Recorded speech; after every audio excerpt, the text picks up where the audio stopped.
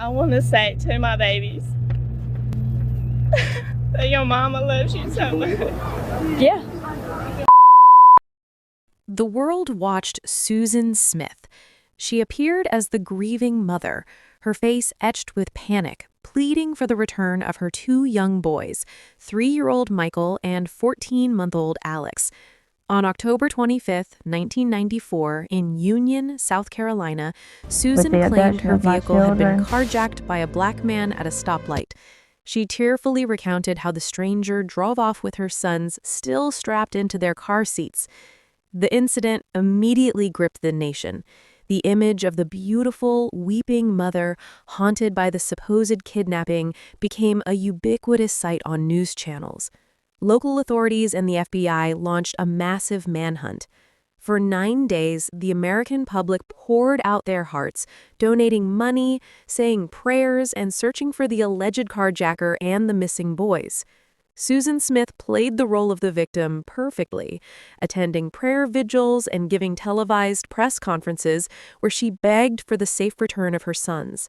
But beneath the facade of maternal anguish lay a cold, calculated deception. The massive 9-day investigation began to uncover inconsistencies that led the FBI to focus less on the carjacker and more on the mother. Susan Smith's story was vague and unstable. She struggled to maintain a consistent description of the supposed assailant, changing key details multiple times. Investigators observed her behavior. While she appeared devastated in public, behind closed doors, she often seemed strangely detached, almost performance-driven. The most chilling piece of evidence came from the crime scene itself. After intense forensic analysis, investigators determined that the story of the car being forcibly driven away was highly improbable. The car, a 1990 white Mazda Protege, showed no signs of a struggle or forced entry. Every piece of the puzzle began pointing inward towards Susan herself. The FBI realized they weren't dealing with a carjacking, but an elaborate cover-up orchestrated by the grieving mother. The relentless pressure of the investigation began to take its toll. The motive for Susan's massive deception was rooted in profound selfishness. Investigators discovered that Susan was in a turbulent relationship with a man named Tom Finley. Finley had recently broken off the relationship, partly because he was unwilling to accept the responsibility of being a stepfather to Michael and Alex. Faced with a choice between her children and her desired future, Susan chose her own happiness. The police, using their interrogation techniques, pressured Susan to tell the truth. After hours of intense questioning where detectives meticulously dismantled her fragile story, Susan finally broke.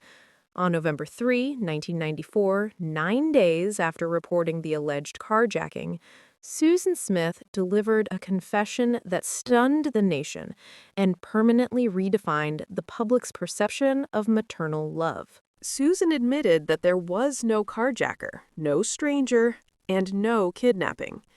Her entire public appeal had been a lie designed to conceal an unimaginable act. Susan revealed that on the night of October 25th, she had driven her car, with Michael and Alex strapped in the back, to the edge of John D. Long Lake. She stopped the vehicle, engaged the parking brake, and then deliberately released the brake. Susan exited the car and stood on the bank as the vehicle, with her two small children trapped inside, slowly rolled down the boat ramp and sank into the freezing waters. The boys were found exactly where Susan had left them, strapped in their car seats at the bottom of the lake. She had executed the children to eliminate the burden they represented to her romantic life. The confession exposed her maternal grief as a masterclass in manipulation, calculated to elicit national sympathy and protect her future. Susan Smith's trial was short and highly charged, held against the backdrop of a community reeling from her deception. Her defense team argued for sympathy, presenting a history of mental instability and deep depression, hoping to secure a conviction of voluntary manslaughter. However, the jury was swayed by the cold details of her meticulously planned crime, which showed premeditation and a calculated intent to deceive the nation. In July 1995, Susan Smith was found guilty on 2 counts of murder. The judge delivered a harsh sentence, handing down 2 consecutive life sentences. Specifically, she was given life imprisonment for the murder of Michael and a consecutive life sentence for the murder of Alex. The judge stipulated that she would only become eligible for parole after serving a mandatory minimum of 30 years. The case remains a chilling testament to the dangers of narcissism and the total collapse of maternal instinct. It shattered the public's ability to trust a mother's tears, leaving an indelible scar on the American psyche. The deception was so profound that even decades later, the name Susan Smith remains synonymous with the ultimate betrayal, a mother who chose her own selfish desires over the lives of her innocent children. Ooh, look at how handsome. The Idaho mother who never reported her 7-year-old son JJ and 17-year-old daughter Tylee missing. No one has seen. Lori Vallow, a mother living in Arizona, always possessed a restless spirit, searching for a divine purpose. She wasn't just religious. She sought spiritual elevation. This search led her to Chad Daybell, a man who wrote apocalyptic fiction and preached radical, divisive doctrines. Their connection was instant, built on a shared belief, a coming doomsday, and the ability to detect dark spirits. They soon began labeling people, even their closest family members, as zombies. The belief was that a zombie had been possessed by a dark entity and that the original soul was already gone. They believed the only way to free the world was to cast out these dark spirits. This dark fantasy quickly turned lethal. Lori's brother, Alex Cox, who was fully indoctrinated into these beliefs, fatally shot Lori's estranged husband, Charles Vallow, in July 2019. Cox claimed self-defense, but to investigators, the motive appeared tied to Lori's dark worldview. Lori, seemingly unburdened by her husband's death, focused entirely on her new life and her new prophet, Chad Daybell. The focus of their dangerous doctrines soon shifted to Lori's own children, Tylee Ryan and JJ Vallow. Tylee, 17, was an outspoken teenager whose modern skepticism clashed with her mother's fanaticism. JJ, 7, with his special needs, presented challenges to Lori's new, minimalist, end-of-days lifestyle. According to their extreme beliefs, both children were designated as dark by Chad and Lori. In September 2019, Lori, Tylee, and JJ moved to Rexburg, Idaho. Soon after, the children disappeared. Tylee was last seen on September 8th during a trip to Yellowstone National Park with Lori, Alex, and JJ. JJ was last seen 2 weeks later. Lori then quickly sold her belongings and, along with Chad, left Idaho. Just weeks later, Chad's wife, Tammy Daybell, suddenly died. Chad quickly refused an autopsy, attributing her death to natural causes, and married Lori on a Hawaiian beach shortly thereafter. The speed and callousness of their actions became a critical red flag for local police and the children's heartbroken relatives. As the massive search for the children began, Lori Vallow's behavior became the most damning evidence against her. She and Chad actively evaded police, lying repeatedly about the children's whereabouts. Lori claimed they were with family or even under the protection of the Secret Service, a claim investigators immediately dismissed. This relentless deception was the key turning point in the investigation. Unlike many cases, the focus was not on finding a killer, but on finding the children, and Lori was doing everything to obstruct it. By December 2019, police issued a welfare check, which Lori ignored. She was eventually apprehended in Hawaii in February 2020. Even when faced with jail time, Lori remained utterly unfazed, showing zero maternal concern for the missing children. This cold, almost theatrical lack of emotion convinced investigators that Lori was not a distraught mother, but a key perpetrator. Truth was finally exposed in the most horrific way. On June 9, 2020, based on crucial information, police descended upon Chad Daybell's rural property in Rexburg. What they uncovered confirmed the deep-seated evil of Lori's radicalization. Investigators found the remains of both children buried in shallow, neglected graves. Tylee Ryan's body was found dismembered, burned, and dumped in a plastic bucket. J.J. Vallo's body was found wrapped meticulously in plastic, bound with duct tape, and stuffed inside a plastic bag. Forensic evidence proved both children had been murdered months earlier. The tragic evidence pointed to Alex Cox, Lori's brother, as the likely killer who carried out the act under the orders of Lori and Chad's cast out the demon philosophy. The grim discovery sent shockwaves across the globe, revealing a crime driven not by sudden rage, but by calculating, cult-driven. 2023 trial of Lori Vallow became a national spectacle, laying bare the devastating consequences of extreme religious delusion. Prosecutors successfully argued that Lori conspired with Chad and her late brother to commit these murders for personal gain, to eliminate obstacles to their new life and beliefs. Witnesses testified to Lori's chilling behavior, her calm demeanor, her lack of remorse, and her utter conviction that she was acting on divine instruction. When the verdict of guilty was delivered on all counts, Lori Vallow showed no visible reaction.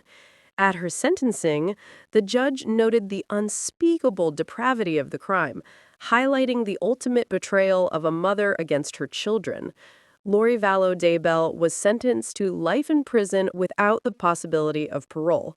Her story remains a devastating cautionary tale about the terrifying power of extreme belief and the dark capacity for evil when a mother's instinct is corrupted by fanaticism.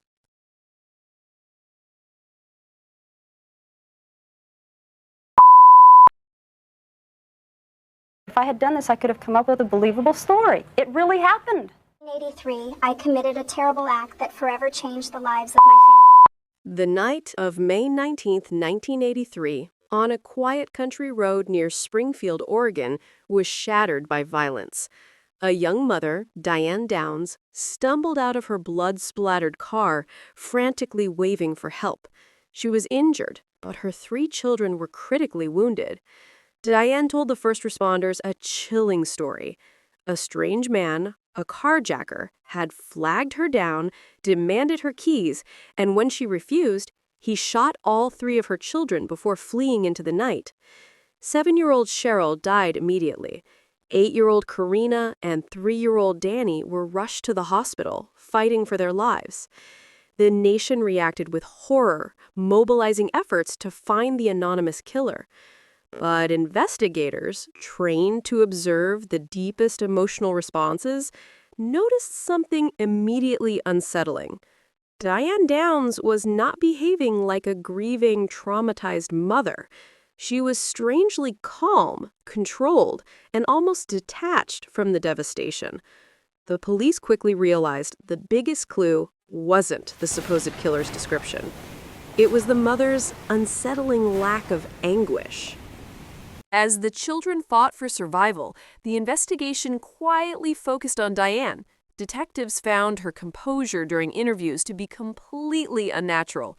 She would give television interviews, even smiling at the cameras, while her daughter lay dead and her other 2 children faced permanent injury. This emotionless display raised the first major red flag. Investigators also uncovered Diane's complex and chaotic personal life. She was separated from her husband and had become obsessed with a married man in Arizona. This obsession became the key to unlocking the truth. The man, a former co-worker, testified that he did not want the responsibility of raising children. He had made it clear to Diane that her family was an obstacle to any future they might have together. To the detectives, the motive was now clear. Diane Downs was not a victim of a random carjacking. She was a narcissistic mother driven by pure, selfish desire to eliminate the obstacles to her love life. The police began to meticulously dismantle Diane's story. Forensics revealed inconsistencies in the car's interior blood spatter, which didn't match her account. Furthermore, Diane's story about the carjacker changed repeatedly, especially his specific description. The turning point, however, came from the survivors. Young Danny Downs was unable to speak due to a stroke caused by his injuries, but he was able to communicate through nonverbal cues. When shown a photo of Diane, Danny displayed unmistakable distress. But the crucial testimony came from 8-year-old Karina. After weeks of recovery and therapy to help her recall the traumatic event, Karina, with astonishing bravery, identified the attacker. It was my mom. She told police that her mother had stopped the car, reached into the back seat, and begun shooting. This testimony, the victim identifying her own mother as the attempted murderer, was the devastating proof police needed to confirm their suspicions. The narrative had flipped. The distraught victim was, in reality, the perpetrator. Diane Downs was arrested and stood trial in 1984. She pleaded not guilty, maintaining her carjacking story even after her own surviving daughter had testified against her. The trial became a media sensation, showcasing the chilling confrontation between a manipulative mother and her severely wounded child witness. Karina's testimony was central to the prosecution's case. She was forced to relive the most traumatic night of her life while looking directly at the woman who had tried to kill her. The prosecution successfully argued that Diane staged the crime, even shooting herself in the arm to sell the lie. Her motive was singular and cruel: to be free to pursue her lover. The evidence proved that Diane had coldly sacrificed her children for her own happiness. In August 1984, Diane Downs was found guilty of 1 count of murder, 2 counts of attempted murder, and criminal assault. The judge sentenced her to life in prison plus 50 years. But the story didn't end there. In a stunning event that made national headlines, Diane Downs escaped from the Oregon Women's Correctional Center in July 1987. She was recaptured just 10 days later. Today, Diane Downs remains incarcerated. She has consistently been denied parole, largely because she refuses to acknowledge any responsibility for her crimes, continuing to assert her innocence. Her surviving children, Danny and Karina, were adopted by the lead prosecutor in the case, who gave them the secure, loving home their biological mother denied them. The case of Diane Downs is a stark reminder that when maternal love is overwhelmed by sheer narcissism, the consequence is an act of evil so profound it remains shocking decades later. I had a moment that I was holding her and I was feeding her. The world knew Gypsy Rose Blanchard as a fragile, wheelchair-bound girl suffering from a heartbreaking catalog of illnesses: muscular dystrophy, leukemia, severe asthma, and developmental delays. Her mother, Claudine or Dee Dee Blanchard, was hailed as a saint, a devoted, single parent who spent 2 decades tirelessly caring for her terminally ill daughter. They received national media attention, financial donations, and even a custom-built home. Dee Dee expertly managed Gypsy's public image, shaving her head to mimic chemotherapy and feeding her through a tube, while constantly shuttling her to doctors for unnecessary surgeries and medications. To the community, their bond was an inspiring example of sacrifice. But in the secrecy of their home, this beautiful narrative was a chilling fabrication. Gypsy Rose was not dying. She was perfectly healthy. Her mother, Dee Dee, was suffering from Munchausen syndrome by proxy, a psychiatric disorder where a caregiver induces or fabricates illness in a person under their care to gain sympathy and attention. Dee Dee's control over Gypsy was absolute. For years, Dee Dee forced Gypsy to act like a young child and forbade her from speaking about anything that might expose the lie, including her real age. She manufactured symptoms, falsified medical records, and manipulated doctors into prescribing dangerous medications and performing needless procedures. Gypsy's teeth rotted due to excessive medication, and she endured years of forced feeding tubes and painful procedures, all because her mother desperately needed the attention and praise that came with caring for a sick child. As Gypsy grew older, realizing she was healthy and desperate for freedom and a life of her own, the facade began to crack. Her need for independence clashed violently with Dee Dee's need for control, turning their relationship from a bond of care into a prison of deceit. Desperate for an escape, Gypsy began exploring online relationships in secret. She started talking to Nicholas Godejohn, a young man who suffered from dissociative identity disorder. Their relationship, built in the virtual world, became Gypsy's lifeline. She confided in Nicholas the horrifying truth about her mother's abuse and the years of imprisonment. This online connection quickly grew into a desperate plan for liberation. Gypsy felt she had no other recourse. She believed her mother would never allow her to leave the elaborate cage she had constructed. The only way to break free, in Gypsy's mind, was to eliminate the jailer. On June 9, 2015, the shocking culmination of Dee Dee's decade-long abuse occurred. Nicholas Godejohn traveled to the Blanchard home in Springfield, Missouri. While Dee Dee slept, Gypsy let him into the house. Nicholas, following Gypsy's instructions, went into Dee Dee's bedroom and stabbed her to death. The immediate aftermath was calculated. Gypsy stole money and fled with Nicholas to Wisconsin. They attempted to wipe the computer to erase their planning, but the digital trail was already too wide. The world discovered the crime when a bizarre post appeared on Dee Dee's Facebook page. "That bitch is dead."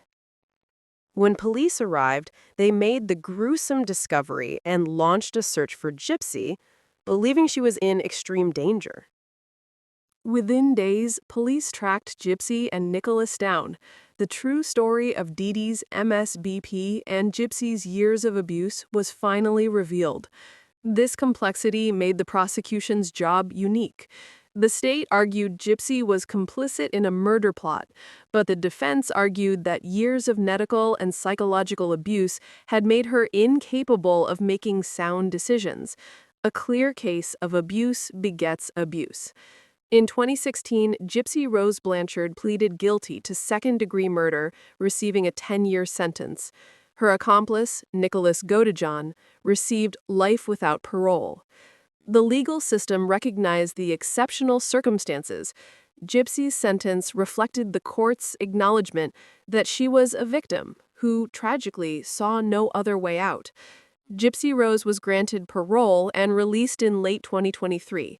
Marking a rare end where the victim-turned-offender found freedom. Her story remains a potent, modern example of how deep psychological abuse can lead to ultimate darkness.